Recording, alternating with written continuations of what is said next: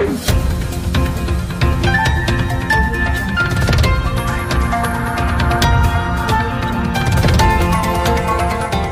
देख रहे हैं मगरा न्यूज़ राजस्थान, खबरें सबसे तेज। भारत में 24 घंटों में आए 67,000 नए कोरोना के मामले, 1059 लोगों की हुई है मौत। कोरोना संक्रमण के मामलों में दुनिया में भारत तीसरे स्थान पर है। दुनिया में कोरोना संक्रमितों में सबसे ज्यादा प्रभावित देश अमेरिका है। अमेरिका के बाद ब्राजील और तीसरे नंबर पर भारत आता है। देश में कोरोना संक्रमितों की कुल संख्या 32 लाख पार कर जा चुकी है। वहीं पिछले 24 घंटों में कोरोना के 67,151 नए मामले सामने आए हैं। वहीं 1059 लोगों की मौत भी हुई है। कोरोना के ये मामले की संख्या में बीते दिनों दुनिया के बाकी देशों में सबसे ज्यादा है। अमेरिका में पिछले 24 घंटों में 40,000 के आसपास मामले आए तो ब्राजील में 40,000 के आसपास मामले आए हैं। भारत में 22 अगस्त को रिकॉर्डेड यहाँ पर 69,878 नए मामले सामने आए थे।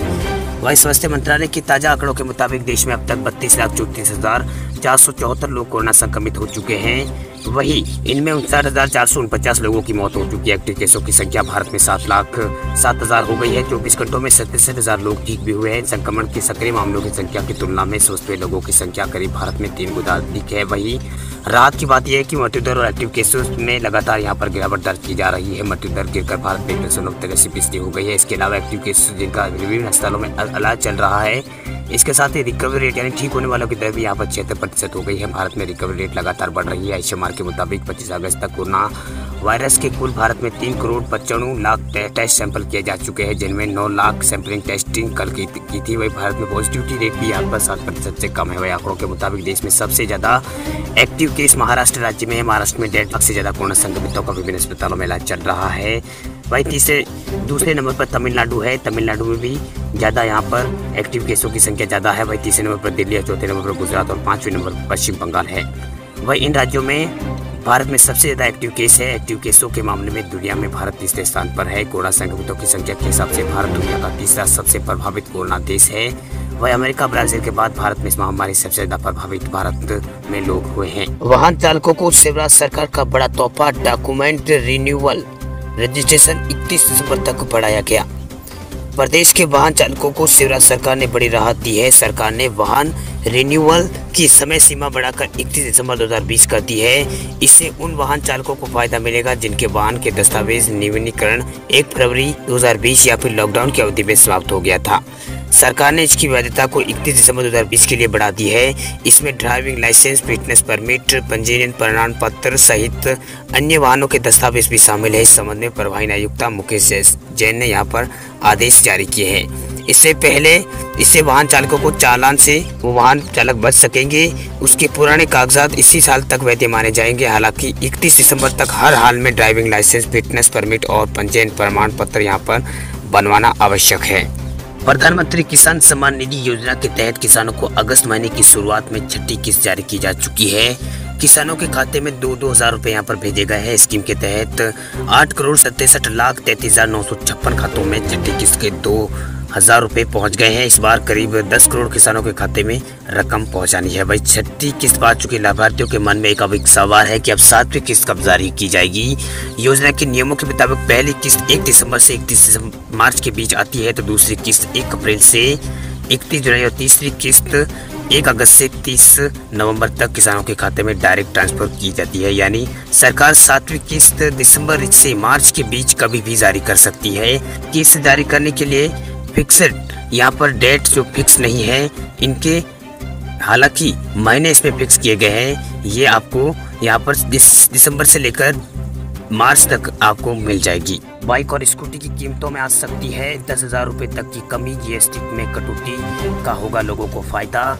ऑटोमोबाइल सेक्टर की दिग्गज कंपनी बजाज ने कहा है कि आने वाले दिनों में दोपहिया वाहन की कीमतें यहाँ पर 10,000 रुपए तक कम हो सकते हैं। Bajaj auto managing director Rajiv Bajaj ने कहा है कि दोपहिया वाहनों में 28% जीएसटी घटकर अब 18% करने से दोपहिया वाहनों के दामों में 10,000 रुपए तक ये वाहन सस्ते हो सकते हैं। जीएसटी की मार बाजार में आज तक ये बाजार झेल रहे थे। बजाज ने कहा कि बजाज ने CNBC आवाज टीवी को बताया कि अगर जीएसटी में 18% तक की कमी आती है तो दोपहिया वाहनों की कीमतों में अप्रैल 8 से 10,000 रुपए तक की ये कीमतें घट सकती है। उन्होंने कहा कि निर्यात प्रोत्साहन में कटौती से एक और झटका मिला है। निर्यात प्रोत्साहन के कारण यहाँ पर बजाज ऑटो के करीब 300 करोड़ को इसको नुकसान हुआ है। बजाज ने कहा है कि जब नौकरियां खत्म हो चुकी है तो खर्च कम हो गए हैं, ऐसे में सरकार उपभोक्ताओं को प्रोत्साहन देने की जरूरत है। उन्होंने कहा है कि ज़्यादा से ज़्यादा रेगुलेशन करने से उपभोक्ताओं के लिए कीमतों में 30 से 35% यहाँ पर वृद्धि हुई है। सरकार उपभोक्ताओं की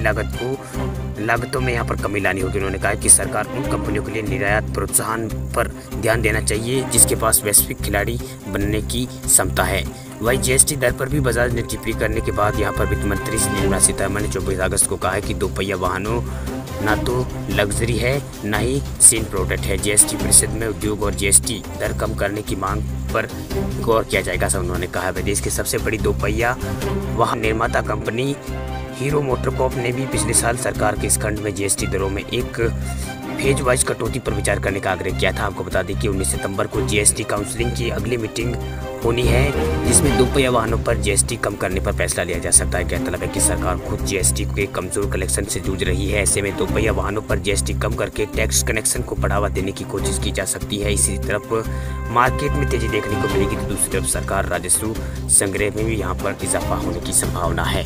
उत्तर प्रदेश में बढ़ते कोरोना संक्रमण को देखते हुए इलाहाबाद हाई कोर्ट ने लॉकडाउन के सुझाव पर योगी सरकार ने विचार करने की बात की। हालांकि सरकार की तरफ से ये दलील दी गई है कि कोरोना के मामलों में उत्तर प्रदेश की स्थिति देश में अन्य राज्यों के मुकाबले बेहतर है, ऐसे में लॉकडाउन जैसे हालात नहीं है।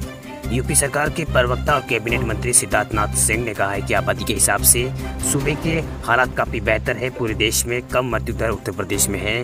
सरकार ने के तमाम इंतजाम सरकार ने कर रखे हैं, ऐसे में यहाँ लॉकडाउन की कोई ज़रूरत महसूस नहीं हो रही है। कोर्ट की नाराजगी और लॉकडाउन के सुझाव पर जवाब देते हुए सिद्धार्थनाथ सिंह ने कहा कि हाईकोर्ट के सुझाव को सीधे तौर पर यहाँ पर नजरअंदाज नहीं किया जा सकता है। सरकार के वक्त रहते इस पर सरकार विचार करेगी और उचित फैसला लेगी। उन्होंने ये भी संकेत दिए कि सरकार दूसरे विकल्पों पर भी उत्तर प्रदेश में विचार कर रही है।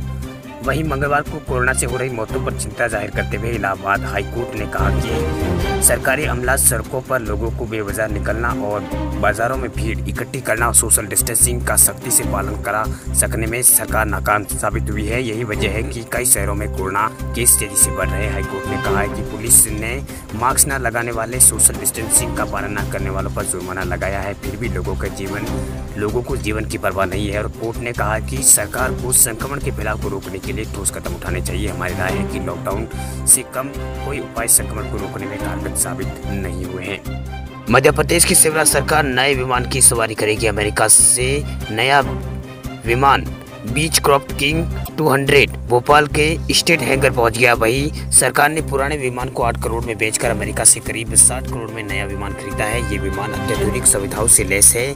इसकी अधिकतम गति 575 किलोमीटर प्रति घंटे की है। वही 7 सीटर इस विमान की और भी कई खासियतें हैं। राज्य सरकार ने हाल में ही पुराना विमान एयर किंग 200 गुजरात की कंपनी को 8 करोड़ में बेचा है। उस विमान को अमेरिका की कंपनी ने 2002 में से उन्होंने अमेरिका से खरीदा था। अब सरकार के पास 2013 में खरीदा हुआ एक हेलीकॉप्टर बचा है। नया विमान आने से अब सरकार के पास 2 विमान हो गए हैं।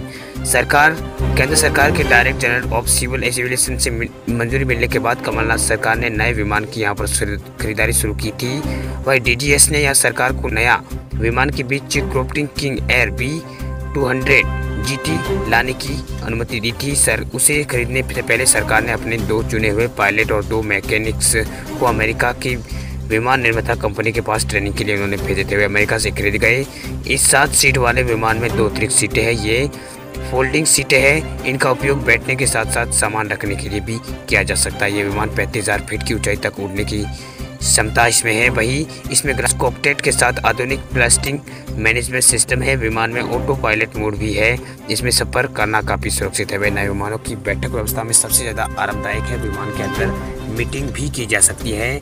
इसे दुनिया का सबसे बेहतरीन बिजनेस क्लास विमान माना जाता है। विमान की लंबाई 43 फुट इंच और 10 इंच है। वही वजन करीब इसका 5,700 किलो है। देश के 8 राज्यों में भारी बारिश की आशंका। मौसम विभाग ने 5 दिनों के लिए जारी किया है येलो अलर्ट।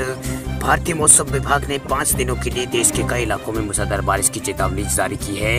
अगले 5 दिन देश के कई राज्यों में भारी बारिश होने की आशंका है। ऐसे में बंगाल की खाड़ी में कम दबाव के क्षेत्र बनने के ये कारण हुआ है जो आगे बढ़ रहा है। मौसम विभाग का कहना है कि उत्तरी पूर्वी और मध्य भारत में अगले 5 दिनों के दौरान यहाँ पर जमकर बारिश होगी।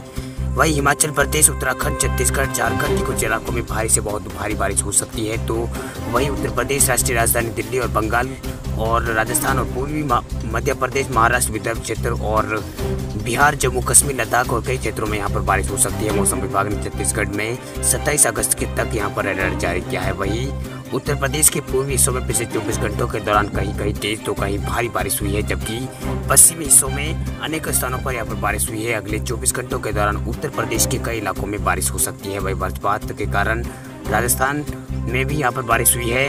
दक्षिणी पूर्वी राजस्थान के अजमेर, टोंक, बूंदी, सवाई माधोपुर, भीलवाड़ा, बाड़मेर, पाली, जालोर, जोधपुर, जैसलमेर जिलों में यहाँ पर अलर्ट जारी किया गया है। इस दौरान यहाँ वज्रपात की भी आशंका है। मौसम विभाग ने उत्तराखंड में भारी से बहुत भारी बारिश की चेतावनी जारी की है। इसलिए शासन और जिलाधिकारियों के साथ आपदा प्रबंधन से विभाग को भी यहाँ पर अलर्ट पर रखा गया है। जबकि स्काई मैट वेदर के मुताबिक जम्मू कश्मीर, हिमाचल प्रदेश, उत्तराखंड, आर्थिक तमिलनाडु, कोंकण, गोवा सहित आंध्र प्रदेश के रॉयल सीमा क्षेत्र और उत्तरी तटीय इलाकों में और तेलंगाना के कुछ स्थानों पर हल्की से मध्यम बारिश के यहाँ पर आसार मौसम विभाग ने जताए हैं। ओडिशा सरकार ने 12वीं तक का 30% पाठ्यक्रम को कम करने की है घोषणा। ओडिशा सरकार ने मौजूदा सत्र में 12वीं तक की कक्षाओं का यहाँ पर 30% पाठ्यक्रम को कम करने की बुधवार को घोषणा की है। स्कूल एवं जन शिक्षा मंत्री यहाँ पर समीर रंजन दास ने कहा है कि कोविड-19 के मद्देनजर स्कूलों को बंद होने की वजह से ये निर्णय लिया गया। उन्होंने बताया कि इस संबंध में गठित 3 समितियों के सुझाव पर यह घोषणा की है। नया पाठ्यक्रम बोर्ड ऑफ सेकेंडरी एजुकेशन,